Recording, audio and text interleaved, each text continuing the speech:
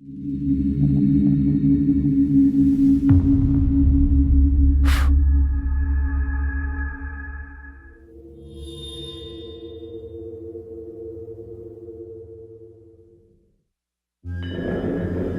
dit que dans chaque légende, il y a une part de vérité.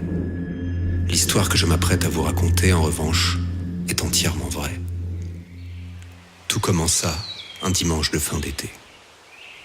Je me promenais en forêt quand, soudain, un bruit attira mon regard vers le sol. Je vis alors, parmi les feuilles mortes et la terre, le reflet d'un objet circulaire en métal. Cela ressemblait à une pièce de monnaie, mais son apparence m'était en tout point inconnue.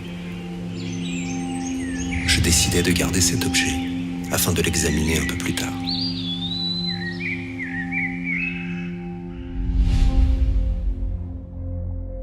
J'étudiais attentivement cette pièce, mais elle n'affichait ni valeur, ni date, ni provenance. En revanche, elle était recouverte de symboles mystiques et d'écritures faisant référence au hasard et au destin. Chacune des faces semblait s'opposer à l'autre.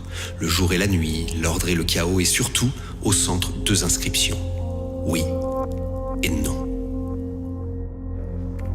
Je me mis alors en quête d'informations, dans l'espoir de découvrir l'origine et la valeur de cette pièce. Je contactais des antiquaires, des numismates, mais personne ne semblait connaître ni même s'intéresser à cet objet.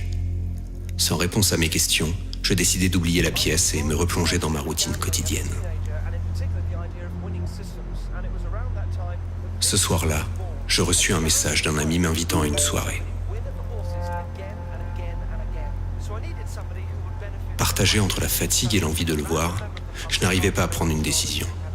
Soudain, j'aperçus la pièce dans mon champ de vision, et j'eus cette étrange idée de la laisser décider du destin de ma soirée. Après tout, cet objet m'aurait au moins servi à quelque chose.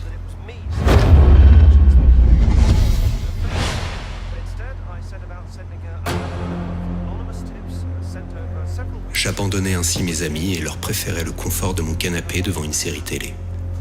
Ce fut une nuit des plus banales. Du moins, c'est ce que je pensais alors. Le lendemain, comme chaque matin, j'allumai la télé pour regarder les informations. C'est alors que mon sang se glaça. Un énorme carambolage avait eu lieu, à l'heure et l'endroit exact où je me serais trouvé si je m'étais rendu à la soirée. De nombreux morts, des dizaines de blessés. Cette mystérieuse pièce m'avait-elle sauvé la vie ? Aussi sceptique que je sois, j'étais en proie au doute. Il fallait que je mette à nouveau cette pièce à l'épreuve. Je choisis alors instinctivement le meilleur des endroits pour tester le hasard. Pendant des heures, je laissais la pièce guider mes mises et mes paris. Aussi incroyable que cela puisse paraître, chacune des oscillations me guidait vers les bons choix. Les jetons s'accumulaient, mes gains devenaient irréels. Cette chance insolente ne pouvait être le simple fruit du hasard. La direction du casino finit donc par m'inviter à quitter les lieux et ne plus jamais revenir. Une nouvelle vie s'offrait à moi. Dans un premier temps, j'utilisais les mystérieux pouvoirs de cette pièce pour gravir les marches du succès et me noyer dans les plaisirs faciles du luxe et de la richesse. Mais rapidement, la pièce devint indispensable au moindre de mes choix, même les plus insignifiants.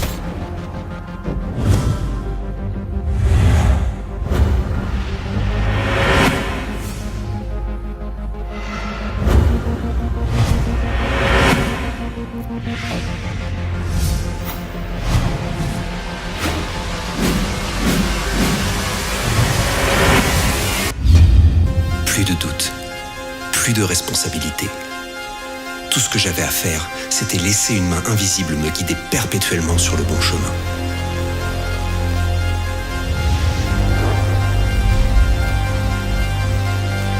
La vie était devenue mon terrain de jeu, et grâce au secret de cette pièce, j'en étais devenu le maître.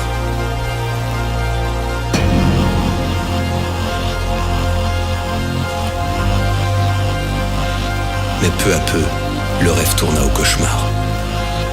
Je vivais avec l'angoisse permanente de perdre mon précieux objet. Quand il m'arrivait de l'oublier, j'étais totalement perdu, incapable de prendre la moindre décision par moi-même.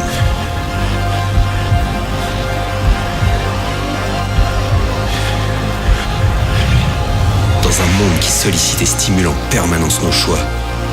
Cette pièce avait peu à peu effacé mes désirs, mes émotions et même ma conscience. Mon âme était devenue aussi lisse et froide que ce morceau de métal.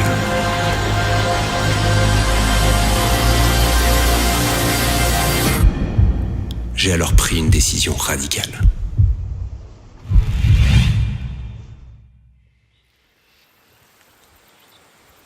Pour récupérer ma vie, je ne voyais plus qu'une seule solution. Me débarrasser de la pièce.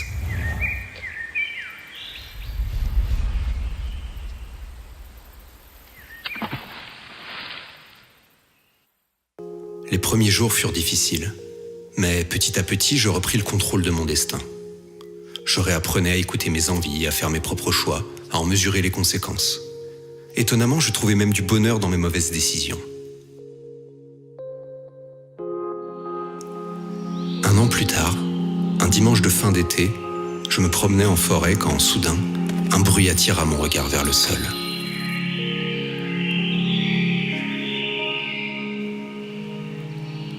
Était-ce la pièce qui m'avait retrouvé, ou bien était-ce moi qui étais inexorablement attiré vers elle? Quoi qu'il en soit, nos destins semblaient à jamais liés.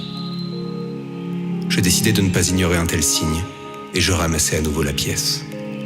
Cependant, elle ne guiderait plus ma vie, je l'utiliserais uniquement de manière ludique. Le lien indestructible entre cette pièce et moi resterait à tout jamais mon secret.